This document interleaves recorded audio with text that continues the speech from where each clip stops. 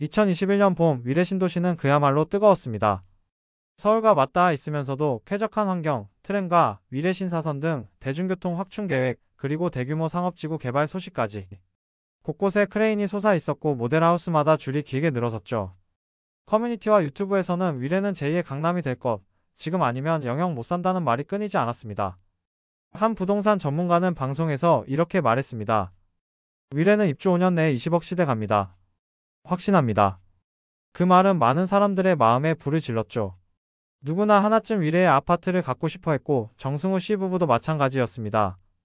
아직 어린 두 아이를 키우고 있는 맞벌이 부부였던 그들은 전세 계약 만료를 앞두고 결단을 내려야만 했습니다. 불안과 기대, 조급함이 교차하는 그 시기 그들은 우리도 지금 아니면 기회 없다는 생각에 사로잡히기 시작했죠. 정승우 씨는 성남 판교에서 일하는 IT 개발자였고 아내 김나연 씨는 위례 인근 종합병원에서 간호사로 근무하고 있었습니다. 두 사람의 연소득은 합쳐 약 1억 2천만 원. 맞벌이 부부이기에 소득은 안정적이었고 전세살이를 끝내고 우리 집을 갖고 싶은 마음이 점점 커지고 있었습니다. 2021년 5월 이들은 위례 신도시 중심에 위치한 아파트 위례 리슈빌 39평형에 관심을 가졌습니다. 21년 실거래가가 15억 8천만 원이었고 전세는 8억 선이었죠. 아이들 학교와 병원이 가까워 실거주 조건도 만족스러웠습니다. 부부는 신중히 계산했습니다. 그간 모은 자산 5억 원, 부모님 도움 2억 원을 보태면 7억. 나머지 8억 8천만 원은 주택담보대출로 충당해야 했습니다. 당시 금리는 2.2%였고 매월 이자는 약 150만 원 정도. 이 정도면 감당 가능해. 정승호 씨는 엑셀로 수치를 정리하며 안심했고 나연 씨도 아이들이 마음 편히 자랄 수 있겠지라며 고개를 끄덕였습니다. 부동산 중개업소에서는 지금이 제일 싸요. 다음 주엔 16억 넘을지도 몰라요라는 말을 덧붙였습니다. 부부는 더 이상 망설이지 않았습니다. 우리가 살 집인데 더 기다리다가는 놓칠 수도 있어. 그날 저녁 둘은 계약서에 도장을 찍었습니다.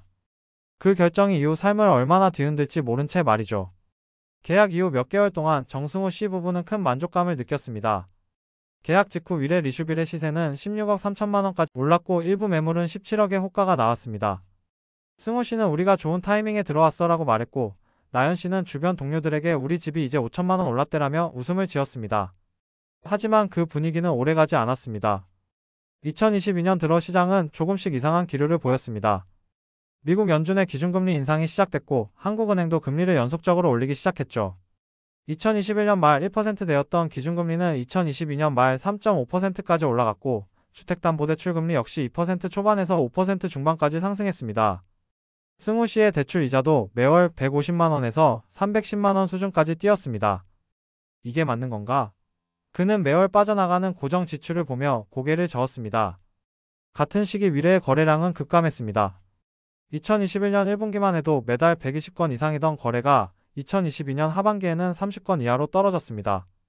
부동산 커뮤니티에는 위례 급매 쏟아진다, 위례 신사선 예산 축소 논란이라는 글들이 쏟아졌고 시장 분위기는 빠르게 냉각됐습니다. 하지만 여전히 일부 전문가는 이건 일시적 조정일 뿐 다시 반등할 것이라는 낙관론을 펼쳤고 부부는 그 말에 기대어 스스로를 다독였습니다. 나연 씨는 여전히 실거주니까 괜찮아라고 말했지만 마음 한켠에서는 불안이 커지고 있었습니다. 승우 씨는 회사에서 점심시간마다 스마트폰으로 부동산 시세를 확인했고 거래가 없는 화면을 볼 때마다 한숨이 길어졌습니다. 위례 리슈빌의 시세는 15억, 14억으로 조금씩 내려오더니 2023년 초에는 12억 중반까지 내려앉았습니다. 정확히 1년 반 만에 3억 원 이상 하락한 것이었습니다. 이때부터 부부는 자신들이 고점에 샀다는 현실을 인정하게 됩니다. 2023년 여름 정승우 씨는 처음으로 집을 팔아야겠다는 생각을 했습니다. 대출이자는 매달 320만 원으로 늘어났고 생활비까지 합치면 부부의 월급 대부분이 고정 지출로 빠져나갔기 때문입니다. 하지만 부동산 중개소 3곳 모두 고개를 저었습니다. 요즘 13억도 잘 안 나가요. 급한 매물은 12억 초반대까지도 있어요. 정승우 씨는 충격을 받았습니다. 1년 반 전 자신이 15억 8천에 매수한 집이 12억도 안 된다는 현실을 받아들이기 어려웠습니다. 그는 전자계산기를 두드리며 손실 규모를 계산했습니다. 매도금 12억 기준 대출 잔액은 그대로 8억. 중도상환 수수료, 중개수수료, 취득세, 각종 비용을 더하면 3억 원 이상 손해였습니다. 자산 가치가 마이너스가 됐다는 걸 체감하는 순간 입안이 바짝 마르고 손끝이 저릿해졌습니다. 이걸 왜 샀을까? 그는 처음으로 그 말을 입 밖으로 꺼냈습니다. 김나연 씨는 더욱 침묵했습니다. 명품 가방 하나 사고도 마음 편히 들지 못했고 아이 학원비가 오를 때마다 가계부를 붙들고 고민했습니다. 우리 너무 서두른 걸까? 어느 날 식탁에서 나연 씨가 조용히 말하자 승우 씨는 고개를 숙인 채 아무 말도 하지 못했습니다. 두 사람은 결국 매도를 포기하고 소비를 줄이며 버티는 쪽을 택했습니다. 외식은 끊었고 커피는 캡슐로 바꿨으며 주말마다 가던 카페 대신 공원 산책으로 시간을 보내기 시작했습니다. 하지만 그 일상의 풍경조차 더 이상 설렘을 담고 있지는 않았습니다.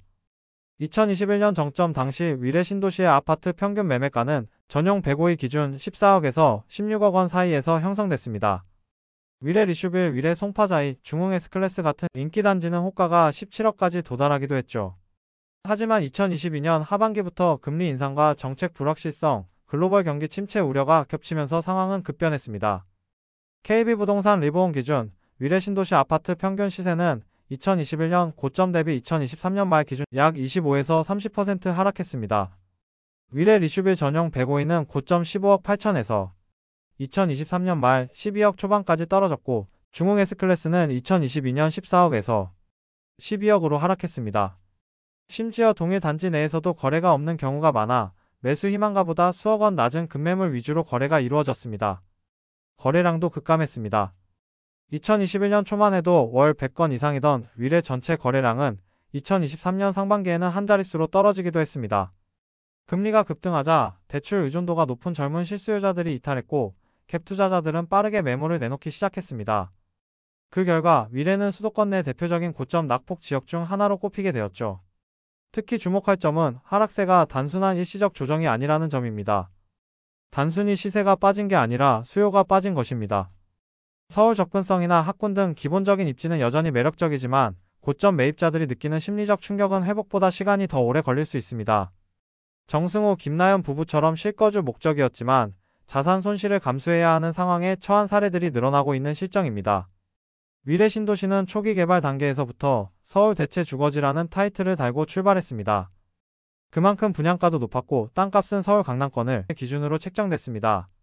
하지만 시간이 흐르며 위례는 몇 가지 구조적 한계를 드러내기 시작했습니다. 첫째, 분양가 대비 수익성 부족입니다. 위례 대부분 단지는 8억에서 12억 원대 고분양가로 공급됐습니다. 2020년 이후 공급된 신규 단지들은 주변 시세보다 높거나 비슷한 수준으로 책정되었고 입주 이후 단기 시세 차익을 기대하기 어려웠습니다.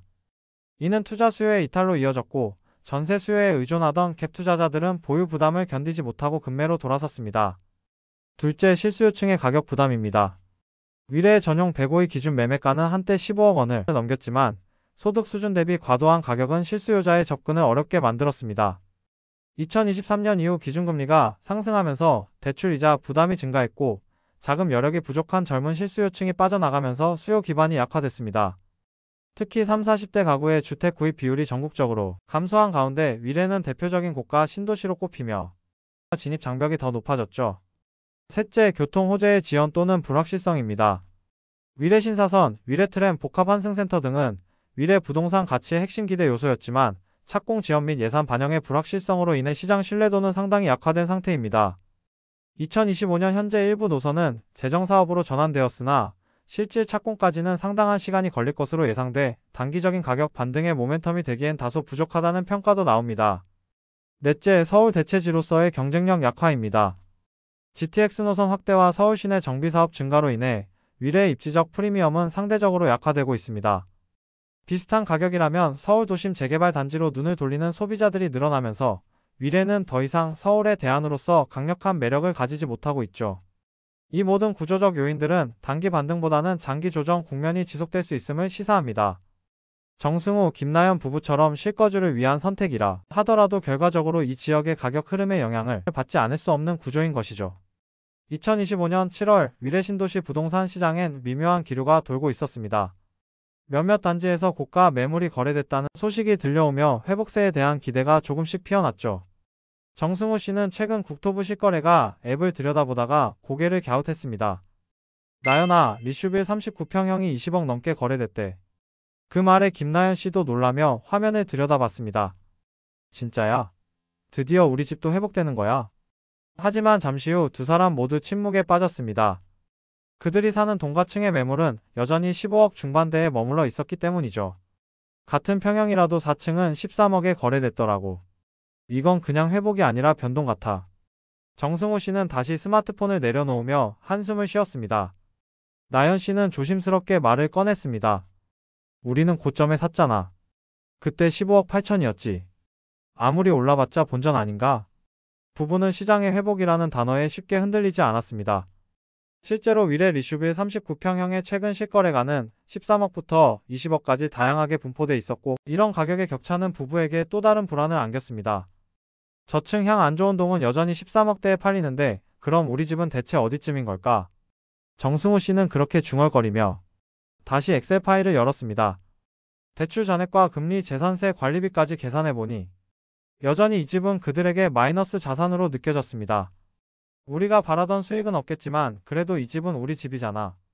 김나연 씨는 아이들과 산책을 하며 그렇게 스스로를 다독였고, 정승호 씨도 벤치에 앉아 고요한 오후 햇살을 느끼며 고개를 끄덕였습니다. 그래, 숫자만 보지 말자. 여기서 쌓은 일상이 더 소중하지. 그들의 집은 여전히 고점 회복을 기다리는 중이었지만 그 안에서 쌓인 시간만큼은 흔들리지 않는 자산이 되어가고 있었습니다. 이처럼 시장은 회복 중이라 해도 동일 단지 내에서도 조건에 따라 체감은 크게 다를 수밖에 없습니다. 정승호, 김나연 부부의 이야기는 그 현실을 고스란히 보여주는 사례입니다. 이와 관련해 여러분은 어떻게 생각하시나요? 혹시 여러분도 지금 우리 집은 어느 쪽에 속하나 고민하고 계신가요? 댓글로 여러분의 경험과 생각을 남겨주세요. 다른 분들께 큰 도움이 될 수 있습니다. 그리고 이 영상이 도움이 되셨다면 구독과 좋아요도 잊지 말아주세요. 다음 편엔 더 깊이 있는 이야기로 찾아뵙겠습니다. 감사합니다.